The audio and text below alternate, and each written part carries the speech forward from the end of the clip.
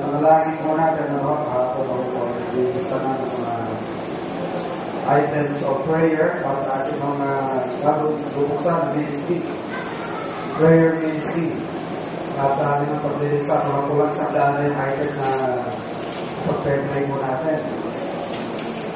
So, kapag kaya mo, detalye ko pa ng detalye, paabutin mo 200. So, ito ang ibang panalangin ng ating mga prayer warriors. Napakaramyo. At kaya ito'y ninabuti natin dahil hindi naman nato ay nababot ako sa prayer meeting. Isa rin po ay mag-editor doon sa mga members natin na hindi hirap tayo po sumama sa saturation, hindi hirap tayo sumama sa visitation.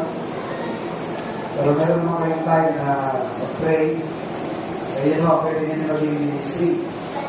Kasi yung magandang ala tayo, meron pong ministry sa church. At gusto ko i-group yan kakategorize. Pero mga prayers na para sa mga missionaries abroad, local missionaries ng Bethel, at missionary na pastors and missionaries of other churches. And then, mga prayer items para din sa ating church. At doon naman sa mga personal requests ng mga members. At ito, i-ano pa natin, medyo kasalain pa rin yan. Kasi meron mga prayer items na parating din naman ulit-ulit lang kaya na prayer pa sa mga missionaries. Balang mo dyan, kahit once a month lang yan, i-update na lamang ang mga nasa ministry na yan. Kung ano yung mga particular na dari, gawain sa Baguio. Parating mo prepare, pero this specific month rin gawa. Pero sila particular activity na need na dapat kamalangin. Yun na lamang mo i-update ko every month para na-update yung mga prayer warriors natin sa meron natin kamalangin. At the same time, meron din mga prayers na dapat weekly or weekly basis. Kasi as the need arises, while may mga dumadating na mga needs, dapat pinakamalangin yun. So, magiging weekly yun. So, tulungan ko ipakalangin para hindi maayos yung system at hindi makurap. So, matulad sa Reggie, magkaroon ng maganda, magkaroon ng back-up at maging maayos ang mechanics o paano lang gagawin. So just help me pray for this burden ministry na bago mag-usap. Medyo kantahin din mo rin yung sarili kung pwede kayo rito. Kasi actually, ang mga ministries mo natin, pwede mag-overlap yan. Kaya involved ka na sa visitation ministry. Pero you also want to participate sa prayer ministry. You can do that. Pero kailangan meron kang first priority. Ngayon, kung tapos na yung first priority mo, may time ka pa to engage with other ministry. So doon ka lamang pwedeng sumingit doon. Pero kapag kinailangan ka doon sa priority ministry mo, iwanan mo yung secondary mo, doon ka sa primary. Kasi meron pwede sa atin na pwede sa tatlo. Pwede ka sa saturation. Pero pwede ka rin sa visitation. Willing ka rin sa prayer. Diba? Dahil medyo extraordinary, lakas ang katawan mo. Pwede ka sa lahat, marami na rin time. So you can have as many ministries as possible or as you can. No? Pero kailangan meron kang first priority. Nag-get ko ba ninyo? Nasabi ko? Pag-isipan ko ninyo mga saan mo kayo pwede dyan sa mga ministries. Okay, tayo magmamahal sa ating mensahe sa lahat na ito. Tuloy po natin kung hayag natin tayo sa Luke chapter 6 and verse 13. And another announcement, mga 3 Sundays from now, kasi meron pa tayo Jude and Revelation, no? So, the third Sunday, magsisilang na lang tayo sa bagong category ng mga memory verses. As I have announced last week, magsisimulan naman tayo sa fruits of the Spirit. So, unang fruit is love. The fruit of the Spirit is love. Ibig sabihin niya, for the third Sunday, that would be September 4 ngayon, di ba? 7, 18, sa 24, 25, sa 25. So, kailangan, may bago na kayong dalawang verse na merong content na word na love. Pero, hindi nakasali ang Galatians 5:22. Hindi nakasali yun. Kasi tayo puhugot. So, ano yung verse ang merong word na love? Bawal na po yung John 3:16. Yung mga Sunday school girls, Sunday school boys, all tayo yan. Pag umakat-angat naman ako tayo ng level. Yun naman God is love. So, love, dalawang verse, dalawang verse. Every Sunday, I come with 2 memorized verses. Yun, nakainulit ko lang, memory verse. Roll the memory verse. Memory verse. Palagi ko po, hindi na pwede mag-alibay kasi 1 week yan eh. 1 week preparation yan eh. Siguro, bili kayo ng maliit na pocket book. Pocket book. Gamitin nyo lang mga verse, para hindi pa ulit-ulit. O kaya, yung ang tawag index card? Yeah, index card. Para kahit nasa kayo, dala-dala nyo. Okay. And from time to time, if kasi pinino kayo din sa likod, sa ating report, at sa ating crafts, maganda maging habit yung parang tayo may tracks sa bulsa. Para kung saan man tayo may pagkakataon, may chance na makapagbigay, magiging tayo ng tracks. Masalamat po tayo, pero ng mga na-invent yung tracks ngayon, papanahon na nila phone, nila Peter, wala na yan. Ngayon, kahit hindi ka magsalita, kahit dahil nangyayari ka, nagawin ka na lang ng Bible track. Maganda rin yung tracks natin dyan, someday, you will stand for that. Luke 6:13. And when it was day, he called unto his disciples, and of them he chose 12, whom also he named apostles. At nandiyan na yung mga pangalan ng mga apostles, 12 apostles. At muli kong lilinawin, it's not uncommon in the Bible it's not uncommon for the Bible to read people of the same names. Kagaya ng John, meron John the Beloved, John the Baptist, James the Less, and James the son of Alphaeus, Simon, Peter, Simon, the Zealot, Simon, na taga-Sirene, yung nagbuhat ng krus ng Panginoon. Meron pang Simon na nasa temple when the Lord was brought to the temple. Sabi niya, Lord, let me now sleep. Kaya na akong mamatay dahil nakita ko na ang kaligtasan ng Israel. Dalawa yun eh, isang babae, isang lalaki, isang Simon, isang si Annas. Judas, diba? Judas Thaddeus, Judas Iscariot. So, obserbahan niyo yung kanyang mga distinctions. Now, we've been talking since this morning about the terms or titles given to God-called preachers. Early this morning, na-mention po natin yung first title, which is bishop, which came from the Greek word episcopai, doon din binays yung word na elder and overseer at yung salitang bishop. So, it refers to the preacher or pastors as being the overseer of the flock. He looks over the concerns of the church. Pero, ang main duty ng pastor, as I said, is the ministry of the word and prayer. Pero bilang pastor, it is a necessary part also of his office. To look over this matter, although hindi naman necessary na on hand, because he can delegate other responsibilities to some trusted men.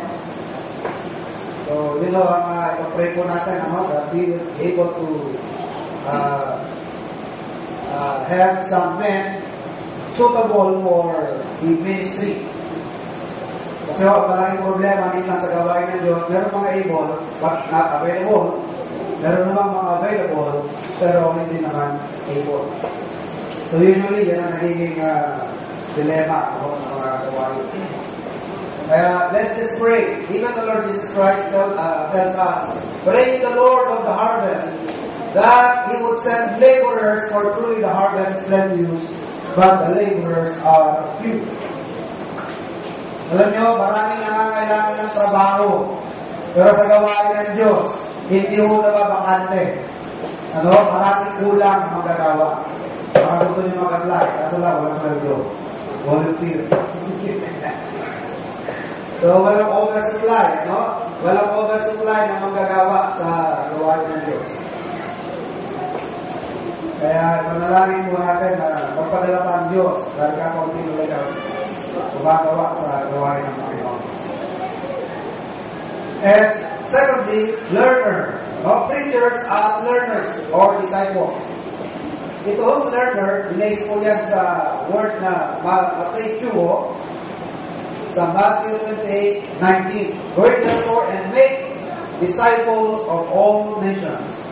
And disciple means learner or followers. That is why, alam nyo, hindi lang ito para mga preachers Even regular members or believers, disciple din naman tayo, di ba? Yung mga hindi naman preacher, babae, lalaki, basta believer ka, you are qualified with the title disciple. Therefore, you should also be a learner. Dapat nag-aaral din po tayo. Alam nyo, palitin natin ang palitin ng Biblia. Kasi pagka wala ka pang knowledge sa Bible, pag hinawakan mo yan, 66 books, discourage ka na. Ang laki naman ng libro na yan. Ang hirap unawain. Pero, kung medyo tinan mo yung overall scope niya, una, hatiin mo siya sa dalawa. Ang Bible, pwede natin sa dalawa, di ba? Old and New Testament. Tapos, detalye mo pa. The Old Testament is composed of how many books? 39 books. And the New Testament is composed of 27 books. Now, ano mo ba? Detalye mo ba? Ang Old Testament, meron siya mga category of books. Merong history, merong commentary, merong major prophetical books, merong minor prophetical books, and then merong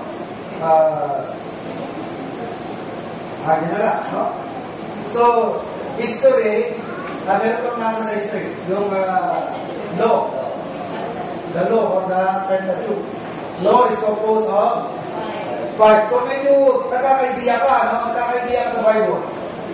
Kailangan matutunan po natin yan, mga kapatid, Bakit pa ganyan pa pagkaka-arrange niya? Hindi na lang sinunod-sunod according to chronology. Alam niyo po ba na ito, it's not arranged chronologically. Dahil kung unahin natin ang chronology, ito number 1, bako na dyan, Job. Bakaklap ni Job, bako na dyan sa number 1. So our Bible is not arranged chronologically. Yung arrangement na yan po ang original arrangement ng mga Hebrew na kinopya ng mga Greek Septuagint, mga Septuagint translators. Pero yan din ang arrangement sa Hebrew. Pero hindi yung chronological. So, ito ang arrangement nila, That is Genesis to Deuteronomy. And then history, we have how many books? Wala na, alimunan na. 12, poetry books. 5. Magsisimula yan sa Job hanggang Song of Solomon. And then major, how many major prophetical books? 5. We have 5 and then 12. Total of 39. Now, sa New Testament, paano naman po breakdown ng New Testament? First, we have the Gospels. 4. History. 1. And then Pauline epistles.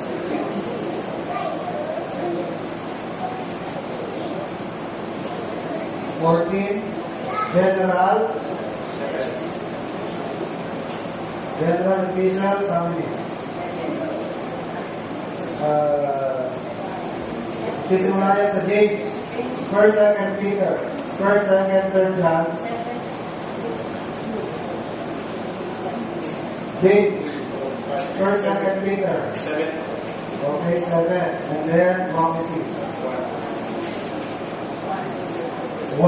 So, at least, ganyan lang pala. Ano kaya pag-focus muna ako sa history? O kaya, doon muna ako sa law. Alam niyo ko anong content ng mga law. Books of the law. So, dapat mga kapatid, hindi lang mga pastors na nag-aaral. Hindi lang mga preachers. Hindi, all of us should be learning from the Bible. No? Nag-aaral personally because all of us are supposed to be learners. Hindi lang naman preachers yung sinasabihin na search the scriptures. Hindi lang naman preachers yung sinasabihin na study to show thyself approved unto God. But those verses are also applicable to every believer. At ang sinasabi sa atin as a newborn babe, desire the sincere milk of the word that she may grow thereby. Sabi pa ni Peter sa 2 Peter 3:15 niya tayo, no? Be always ready to give an answer to everyone that asketh you of the hope that is in you. Maging handa sa magsagot sa lahat ng mga nagtatanong sa inyo. Mayroon yung tuwing may magtatanong sa atin. Alam ko yan pero nalimutan ko lang At gusto mo, pumunta yung pastor namin? Parating ganon, okay lang yan kung sa umpisa lang. Pero pagkaparate, baka may problema na tayo, baka ibig sabihin niya, may amnesia na tayo. Anong verse yan? 2 Peter yata yun. 2 Peter. Be always ready to give an answer to everyone that asketh you of the hope that is in you. Lalo pa kung yung pag-asa natin, tinatanong nyo, ay kaligtasan. Verse 15 of chapter 3. 1 Peter 3:15. But sanctify the Lord God in your hearts and be ready always to give an answer to everyone that asketh your reason of the hope that is in you with meekness and fear. Kaya pagka may mga nagtatanong sa atin, minsan kahit hindi yung tumatanong, hindi yung nagtatanong. Iba yung nagtatanong kasi sa tumatanong. Alam niyo ba yung pagkakaiba ng nagtatanong sa tumatanong? May pagkakaiba ba? May pagkakaiba wala? May pagkakaiba yung nagtatanong sa tumatanong? Ano ang pagkakaiba? Yung nagtatanong, nag-uusisa ka lang, nag-inquire. Nag-inquire. Nag-uusisa ka. Pero yung tumatanong, gusto mo na makapag-debate nun. Kumu-question ka. So, kailangan pareho, may sagot tayo. Kapag ka-debate ng habol niya, sabihin mo sa kanya, are you saved? Parating na nun, are you saved? Kahit anong galing ng tao sa debate, kung di sa ligtas. Wala yun. Kahit sabihin pa niya kung may tao perfecto, hindi kilala siya perfectong tao. Kung hindi siya ligtas, walang sa-isa yung pagkatalo. Alam niyo po bakit? According to the Bible, what the prophet naman is against the whole world, but he will lose. So, hindi mo na lang sa kanya, alam ko Brad, mukhang marami kang alam sa Biblia. Pero alam mo ba yung tungkol sa kaligtasan? Di ba hindi na pag-usapan natin?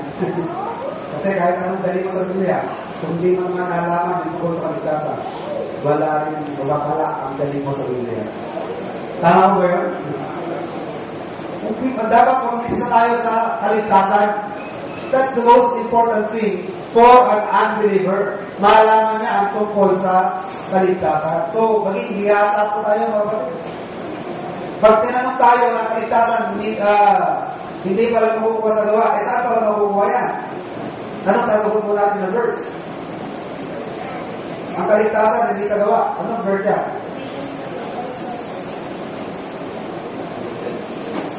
Ephesians 2:9 and Titus 3:5. Ano ba ang kaligtasan? Biyaya. Anong verse na nagsasabing biyaya ito? Ephesians 2 and verse 8. Kapag tinatanong nila na Kristo ba talaga yung Diyos, anong verse ang bibigyan nyo? Hindi ba siya tao? John 1:1 and John 1:14, verse John 5 and verse 20. Kapag question sila kung mayroong Trinity, anong verse ang gagamitin nyo? Sabihin nyo, parang itlog lang yan. Ang itlog may tatlong bahagi. Balat, egg white, egg yolk. Parang tayo yan, past, present, future. Hindi ko nakukuha sa ganun nyo. From the Bible, improve po natin ano na may Trinity sa baptismal formula. Diba? Saan nyo makikita yung baptismal formula? Matthew 28, baptizing them in the name of the Father, Son, Holy Spirit. Ngayon, yun pang sa crucifixion ni Christ, bakit dalawang sinabi niya, my God, my God? Kasi siya yung pangatlo sa persona. My God, why hast thou forsaken me? Tapos yung Holy Spirit, baka yung Holy Spirit, hindi naman persona yan. Parang hangin lang siya. Ang Holy Spirit ka, persona. Ano ba isang persona? Nakakausap, nag-iisip, intelligent, may emosyon. Meron pa kayong alam ng verse na Holy Spirit, may intelligence, nagko-command, nasasaktan. So meron pa rin yung verse, grieve not the Holy Spirit. The Spirit calleth, ang hangin, hindi naman tumatawag ang hangin. Ang Spirit, nagko-command, Acts chapter 13. And the Spirit said unto them, separate unto me Paul and Barnabas. Ang Spirit, tinawag na God sa Acts chapter, anong chapter yung Ananias sa Myra? The book of Acts. Hindi chapter 1 yun. Saan banda yun? Saan banda? Sabi ni Peter, Ananias, hindi ka sa tao ng sinungaling. Nagsinungaling ka sa Diyos. Pero tama sa verse, sabi niyo doon sa tao ng verses, sino nagturo sa inyo na magsinungaling sa Espiritu? Hindi kayo nagsinungaling sa tao, nagsisinungaling kayo sa Diyos. So, yung mga ganun mga kapatid, mga simpleng mga katanungan ng mga tao. Sana i-satisfy na natin using the Bible. So, yung mga ganung bagay, ilista na ninyo sa Biblia ninyo mismo para hindi ko kayo nahihirapan mag-locate, maghanap. Simple lang naman yun, konti lang, ilagay na ninyo mismo sa Bible ninyo. Spirit called God, Acts chapter 5. He commands. Trinity, Matthew 28, 19 and 20. Yeah. So, mga ganyan verses, kasi sabi ng Bible, be always ready to give an answer. Bakit ang simba natin every Sunday? Samantalang sa Israel, Sabado, dahil pinangingili nila yung kasama sa 10 butos, yung pangilili niyo ang araw ng Saba. Bakit tayo Linggo? Ano sagot doon? Kasi ang gawain pagsisimba, pinapattern niyan sa New Testament because church is a New Testament matter.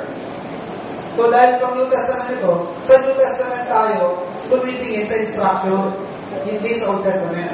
Ngayon sa New Testament, saan nyo nakikita na Sunday? Or first day of the week at pagkatipon?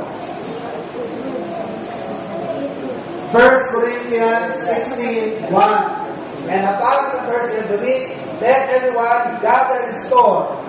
Saka sa Book of Acts, meron din dyan. Sa Book of Acts. Ito pa, meron kayong mga encounter, mga Pentecostal. Sabihin nila, bakit ang book of Acts, chapter 2, verse 48? Be baptized every one of you in the name of the Lord Jesus lang. Hindi nakasama ang Holy Spirit, hindi nakasama ang Father. In the name of Jesus lang ang baptism. Ano ang sagot doon? Tignan nyo yung baptism sa Acts. Sa Matthew 28, Father, Son, Holy Spirit. Pagdating sa book of Acts, be baptized every one of you in the name of Jesus lang. O, paano na yun? Sorry. Be baptized every one of you in the name of Jesus. Hindi ko na rin makakita. Then, hinanap ko yung baptist, be baptized. Verse 38. Ayan. Acts 2:38. Then Peter said unto them, repent and be baptized every one of you in the name of Jesus Christ lang yan. Hindi pwede na pala yun. Kaya kayo? Kaya nasa lagot din naman yan eh. Kaya ba kayo? O hindi kayo mapaya? Kaya nasa Bible din naman yan.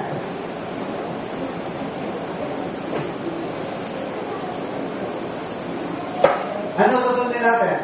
Matthew 28 o Acts chapter 4 o chapter 2:38 o kahit alin dyan pwede. Hindi naman sasabing kahit alin pwede kasi pareho naman nasa Bible.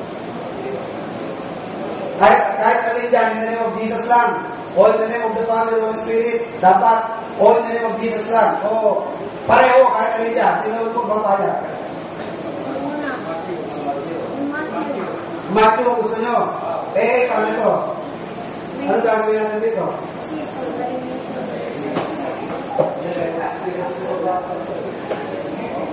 Hindi naman nakakalis yung baptism, di ba? Dapat wala yung Father.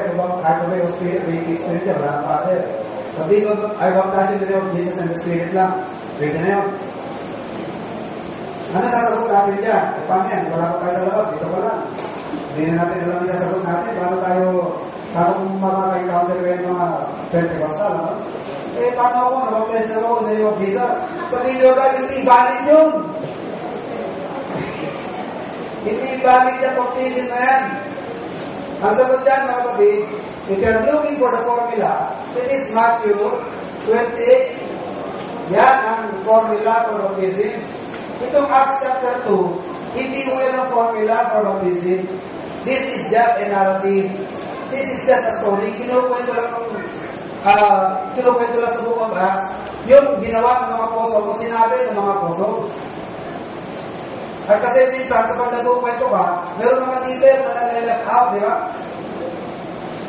Minsan, mayroong detalye na hindi mo na isasama. Pero kung hahanap ka talaga ng formula for baptism, ito yan. Baptizing them in the name of the Father, of the Son, and of the Holy Spirit. Kaya hindi pwede ang baptism ng mga Pentecostal. Sa pakali ang nag-administer sa kanila. Hindi true church. Okay? So, let's learn our Bible. Let's be expert in our knowledge about the Lord Jesus Christ dahil tayo po ang mag-represent sa ating Panginoon. Lalo pa kung tayo po ay mga preachers. Tandaan po ninyo mga kapatid, ang term ng disciple, is primarily used para sa lahat ng mga believers, but later on, it came to be applied to the preachers. Or to the apostles, 12 apostles, at ngayon, sa lahat na po ng mga nagpalataya, but particularly mga preachers. So, dapat mga expert po tayo, no? Expert in our knowledge about the Lord Jesus Christ. Dahil i-represent natin ang ating Panginoon. Next term, workers. It is derived from the word ergatai, from the term of workers.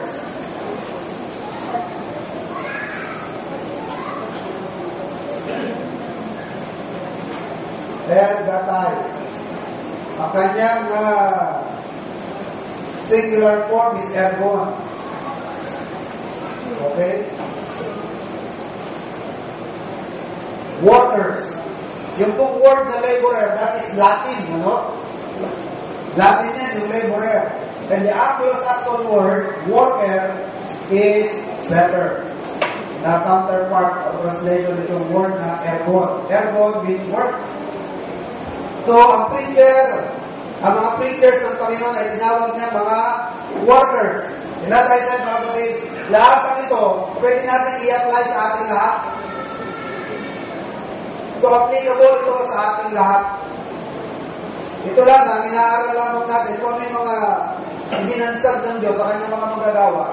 So, actually, lahat yan, applicable sa atin. Ano? Pwede siyang i-apply. Pero meron special application sa lahat ng mga preachers ng Panginoon. Pero, dapat ina-apply ito natin yan sa ating lahat bilang mga pastor. Huwag natin sasabihin na, kayo lang naman ang worker. Kami, hindi naman worker. Tayo lahat, nakakapatid, ay worker ng Panginoon. So, hindi dapat tayo para mga taga-tayuman o taga-tanawan. No? Tumatayo-tayo lamang yan sa mga nagtatrabaho. Pag-cheer lang tayo, ay, ang lakas ni Brad. Ang galing ni Brad, nag-cheer ka na lang. O kaya, parang tanawan. Taga-tanawan, taga-tayuman. Tanaw-tanaw mo lang. Aba, ang taas ng inakit ni Brad. Taas Natanaw-tanaw mo lang. Palakpak mo tayong palakpak. So we should not be critics or idlers, but we should be workers. Willing tayo na hawakan ang palay. Hawakan ang karet. Dahil tinulad tayo ng Panginoon sa mga manggagawa sa kanyang aanihin. At sabi ng Panginoon, truly the harvest is plenteous. Sagana ang aanihin. Na nakakalungkot lang, ang umaani, iglesia. Ang umaani, Pentecostal. Ang umaani, evangelical. Samantala yung mga Baptist, I shall not be moved. Talagang hindi kikilos, ano? Ang ibig sabihin, hindi ka matitinag, pero hindi ibig sabihin na hindi ka kikilos. Talagang I shall not be moved, ano? Kahit ano sabihin ng pastor, ay may kumilos. Hindi siya matinag. Habang mga kaluluwa, ito sinisino na lang ang ma-harvest. Tanaw, willing tayo na personally, effort, exert, para mag-ani ng kaluluwa. Mag-ani. Hawakan ng mga karet, hawakan ng mga dapat anihin, at pumunta sa bukirin. Pero mga kasabihan, they will not come, so they must be brought. And they will not seek, so they must be sought.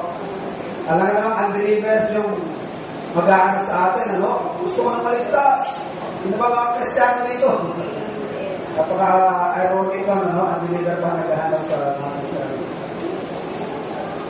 So, we must be willing to launch into the deep and bring our nets para hanapin ang mga isda. Sabi ng Panginoon, I will make you fishers of men. Saan ba makikita maraming isda? Sa kalaliman o sa kababawan? Nasaan maraming isda? Marami sa bababaw, mga similya. Pero kung gusto natin ng mga primera klaseng isda, ito yun sa mga kaya nga dyan sa Mindanao, di ba? Malalim niya, di ba? Alam ko yung malalim na bahagi ng mundo na dyan. Kahit itahog mo yung Mount Everest, hindi pa rin aabot ang ilalim. Mga 11 miles o 11 kilometers ang lalim yan. Yung Philippine Deep. Pero pangalawa lang nga tayo, nandun lang sa Marianas Trench. Pero dyan pa rin sa boundary na yan. Mga ilang daan kilometro lang yan ng Pilipinas, yung Marianas Trench. It is about 32,000 feet. Ang Mount Everest at only 28. So kahit ikaw mo Mount Everest, hindi masasayad yan. Kaya nga, pero silang in-explore mo din, yung kailan na noon na pagkagaling ng kuryente, ng power, Geotherium nga tayo Ano naman, geotherium. Kasi nandiyan ang mga mina, nandiyan ang mga malalalim na lugar. Hindi ko lang kung anong klase yun, pero liquid metal. Basta parang geotherium ang tulog, geotherium. Dahil malalalim. Pero yun naman, di ba? Yung mga mineral, pagka bumababa sa bundok, sa pumunta. Pero sa malalalim, mahanap ang lugar yun eh. Malalim na pumuntahan. So, kung gusto natin ng mga magagandang isda, primera klase, kailangan, we are willing to launch into the deep. Pumayo tayo. Hindi yung pagandahin na lang natin yung signboard. Ilawan na lang natin yung signboard para parating nakikita. Lagyan natin ng arrow. Lahat ng kanto may arrow. Para nag-aantay na lang tayo na may darating. Sarap bigyan sa tayo. Because we are laborers. We are supposed to work. We are workers. We are laborers. What else? This is the number 4. Tama ba? Number 4. Missionaries. From the word apostoloi. So ito pang walang word na missionary. Ito ay galing sa salitang apostoloi. Nang ibig sabihin, sent one. Isinugo, sent one. Kaya, in the real sense of the word, lahat tayo pwede matatawag na apostol eh. Di ba lahat naman tayo sinugo ng Panginoon? John 20, verse 21. As the Father hath sent me, even so send I you. So tayong lahat, mga kapatid, ay sinusugo din ng Panginoon. Although officially or technically, ang mga apostol, yung 12. At napadagdag na lang yan sa Apostle Paul. 12 apostles. But in the real sense of the word, tayong lahat ay pwede matatawag na apostol bilang mga isinuguri naman tayo ng Panginoon. Diba sabi ni Paul, we are ambassadors for Christ. Ano ba yung mga ambassadors? Mga messenger, mga isinusugo, sinesend. We are God's missionaries. Ano? Mga missionary tayo ng Panginoon. Kaya maganda ho, kahit na although walang personal or personally nag-mission sa atin, sana hindi ho nawawala sa ating puso ang gawain ng pag-mission. Sana ho, nakakalaana tayo na bukod sa tayo binibigay ng ating time, nagbibigay pa tayo ng extra pa sa ating time para sa mission. Kaya kung mabubunin niyo sa ating sobre, nakalagay dyan, time and then offerings, other offerings, and then yung vision, project, love gift, ano pa man. So, yun yung mga offerings. So, at least, hindi namamatay ang inyong zeal. Hindi nauubos ang inyong damdamin para sa gawain pagdibisyon. Wala na tayong personal na mga missionaries na lumalabas. At least, meron tayong contribution sa pag-mission na ginagawa. Kaya maganda ho yung step na ginawa natin na nag-support tayo ng mga missionaries like Pastor Jethro. Nag-support tayo kay Pastor Delphine. Although hindi naman natin sila mga direct missionaries, at least nakapag-contribute tayo sa kanila. Lalo pa kay Pastor Jethro na napakasipag sa pag-mission. Pero yun ako na yung mission ay nasa barangay. At parang nalilita na sila barangay, yung mission nila, nag-mission sa bayan, sa syudad, nilagay nila sa city. Kaya naman nagagawin din yung sa barangay, yung sa syudad, kumuo pa sila. At habang ginagawa nila yun, meron ng opportunity sa Dumaguete at David, boundary ng Dumaguete at David, nakapagbukasan naman sila. So, hindi pa nga naging church, mission pala, naging mission na, dalawa ng mission. O mga outreaches. So yan, mga dapat ipinapamalaki natin yan, ang mga gawain na yan. At mukhang marami pang i-harvest sa kaluluwa sa Bisaya. Mukhang parang love na love ng Panginoon ng mga Bisaya. Ang daming na-sensate sa Bisaya. Ang daming Baptist. Dirin nyo, Bacolod City, Lahimang Island, mga 10 bayan yata yun. From airport, Lahimang Island, nagbubulo lang kami. Alos lahat ang madaanan ng bayan. Dami mong Baptist na dami nila. Napakaraming Baptist doon. So, marami talagang na-harvest So, ano lang tayo, kung di man tayo nakakapag-mission, mag-support lang tayo sa mga nag-mission. Supportahan natin. No? So, sa ganyan man lang na paraan, tayo po ay nagiging parang missionary na.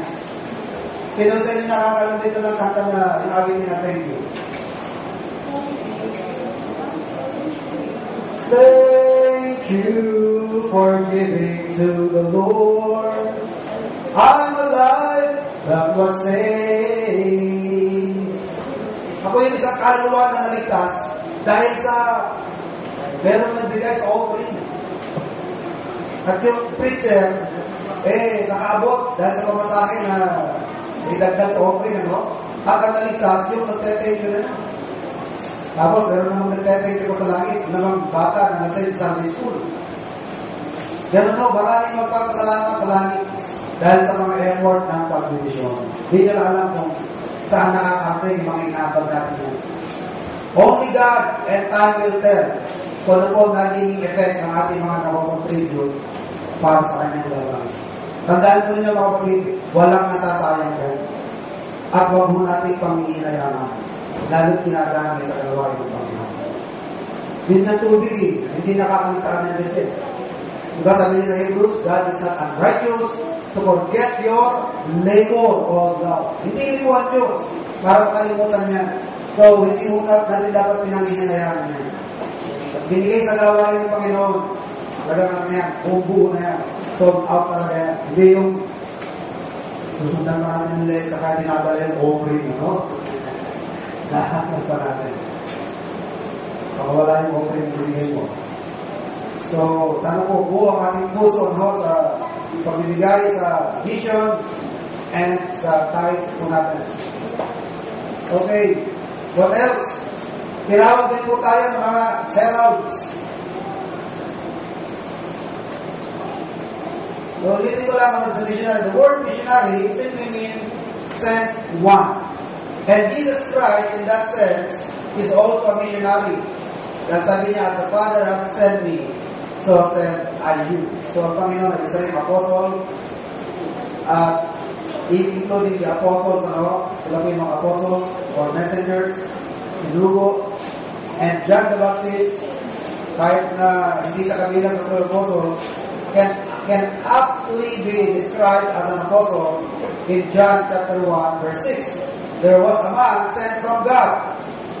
Si John the Baptist ay sinugo rin. At tayo rin po mga kapatid, in the true sense of the word, are all missionaries and workers. Tayo po yung mga missionary din. Mga sinugo rin ng Panginoon. Okay, another description. Heralds. Heralds. Ano ba yung sabihin ng herald?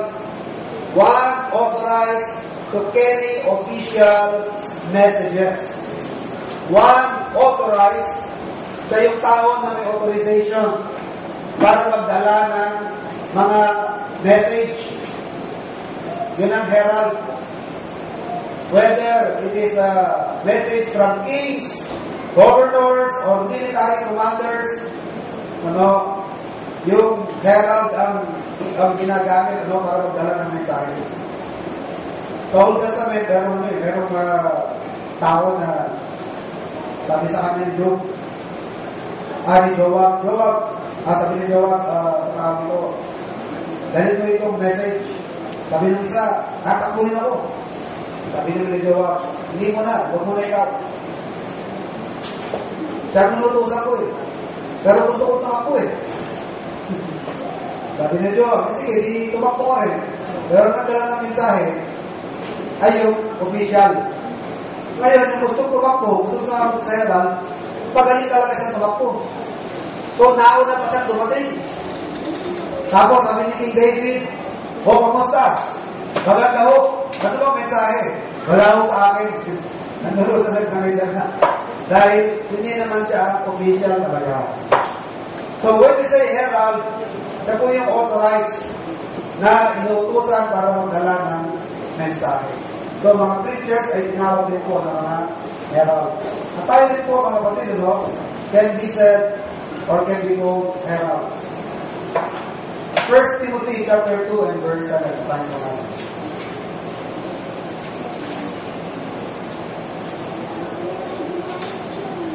1 Timothy chapter 2.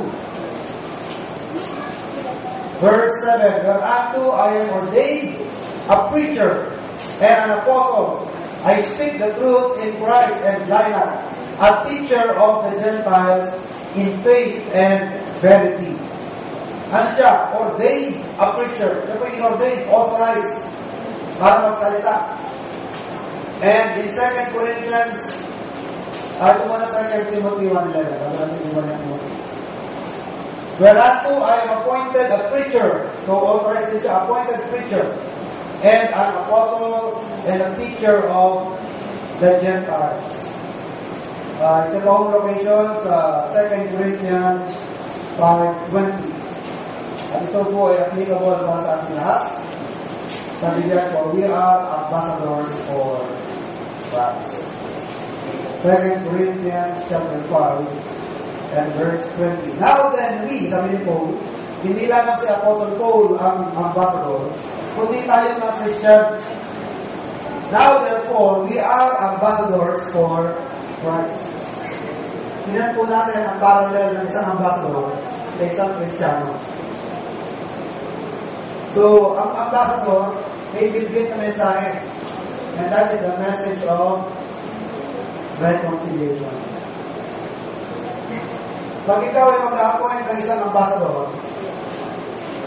saan pamilya usually nanggagaling? Kalimitan na pinanggagalingan niya,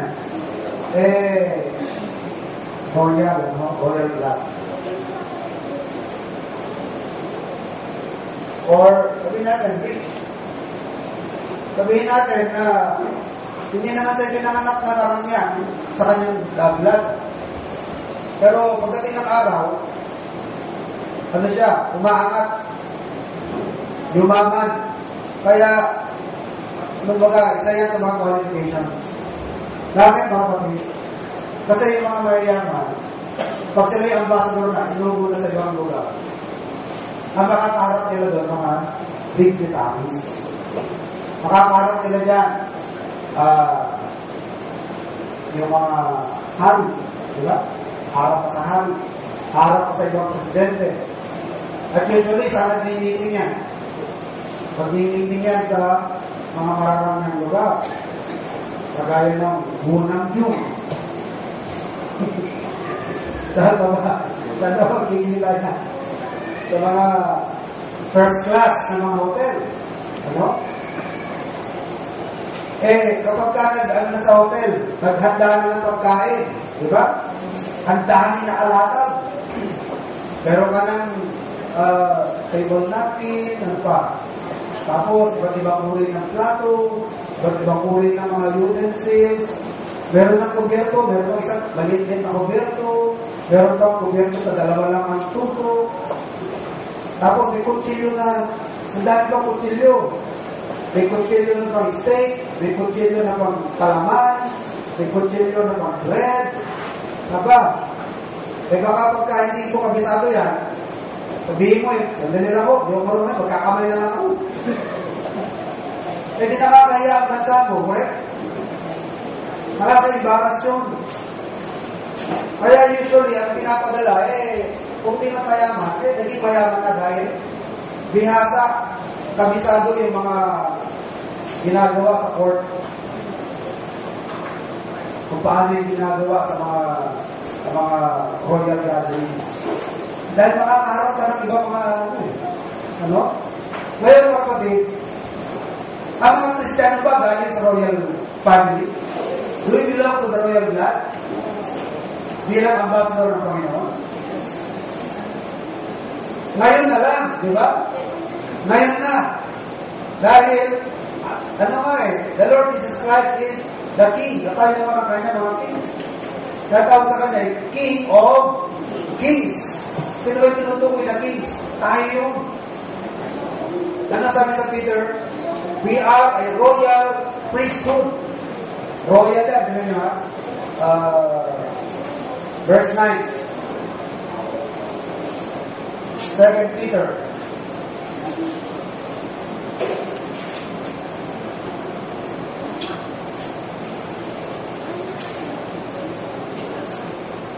But we are a royal, we belong to the royal priesthood.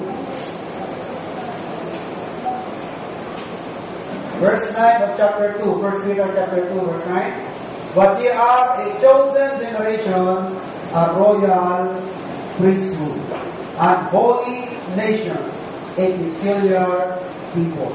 Referring to Christians. Kaya tayo po mga kapatid ay royal blood na ngayon. No? Qualified na.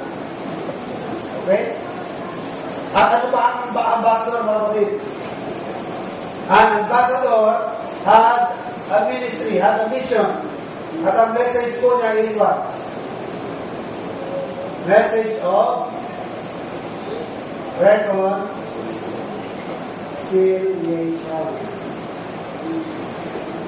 Yan ang ating mensahe. Alam niyo, ang duty ng ambassador, siya po ang nag-maintain ng magandang relationship ng ating bansa doon sa bansa na kung saan siya ipinadala. So, kailangan i-maintain niya ang tawag niya, diplomatic relationship. Kailangan magaling siya dyan. Kagaya niya, ang mahirap, ang mahirap balansin na yun, yung ating relationship with China.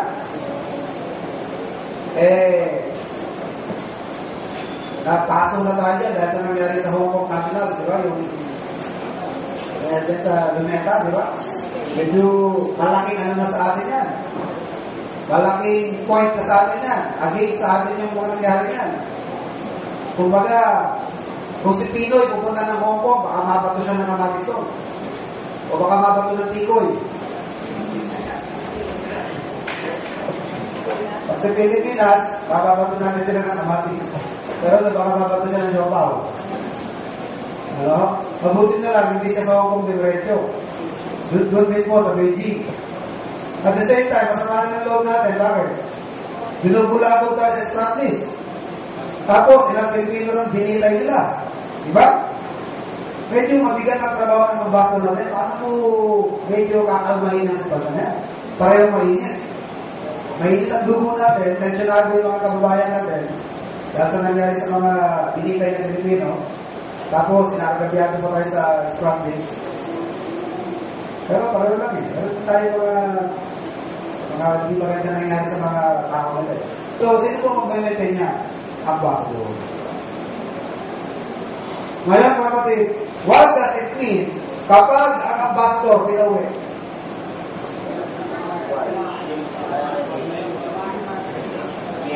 Declaration of war na yan. Kaya maalala nyo, yung sa panangyari yung killing fields, yung hindi ko lang killing fields, di ba? Lahat ng mga puti, mga national, lahat ng mga foreigners, pagpuntahan natin sa embassy, di ba? At ina-airlift na lang sila doon. Ngayon, yung mga locals na ayaw din take-over sila ng communists, gusto na rin magpa-airlift, gusto na rin umalis. Nag-uunat sila pumasok sa embassy. Kaso lang, may isang reporter, si Fran yata, Fran ang pangalan. Hindi siya nakasama doon, naiwan siya. Ayun, yun ang kwento, paano siya nag-survive. Binubutas niya yung leeg ng baka at sinisiksik ang dugo para hindi siya ma-dehydrate. At tumatawid siya ng border. Di ba true story yan? True story yan. Ano? Usually, yung ina-atake dyan, embassy. At ano gagawin ng may-ari ng bansa? Ay, yung bansa may-ari din sa mga klase. Pagawin na lang yan kasi dahil pagka pinapauwi na ang ambassador, ibig sabihin niya, declaration of war. Tayo mga kapatid, pag na-rapture, ano mangyayari sa lupa? Outpouring of the wrath of God. Ibubuhos naman ng Diyos ang kanyang galit dito sa sangkalupaan. Kaya makita nyo, maraming parallel sa pagiging ambassador natin ng Panginoon. Kasi sabi niya, we are now ambassadors for Christ. We are the Lord's heralds. Inauthorize po na tayo to bring the message of reconciliation. Kaya pag tayo may mag-house to house, ang ating mensahe, be reconciled to God. You cannot afford to be at enmity with God. Hindi mo ma-afford yan. Hindi mo kakayanin yan. You do not have that luxury na makikipag-away sa Diyos at ayaw mo makireconcile sa Panginoon. Kawawa ka. Dahil kapag ka nag-rapture na, ibubuhos ng Diyos ang kanyang galit dito sa kalupaan. Kaya habang wala pa yan, hindi pa pinaparicall ang mga Kristiyano. Hindi pa tayo pinapatawag sa langit. Hindi pa tayo pinapauwi.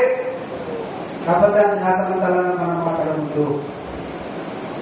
At tandaan nyo mga kapatid, ang ambassador, ipinapadala siya sa lugar na hindi naman siya taga-roon. Stranger sa roon. At tayo mga kapatid, taga-rito ba tayo? Stranger din tayo rito. Kaya nga mayroong awit, this world is not my home. I am just a passing through. Nakikidaan lang tayo dito sa mundong ito. This world is not our home. At yung mga ambassadors, dating na kapag pinarikol yan, uwi na yan sa talagang bansa nila.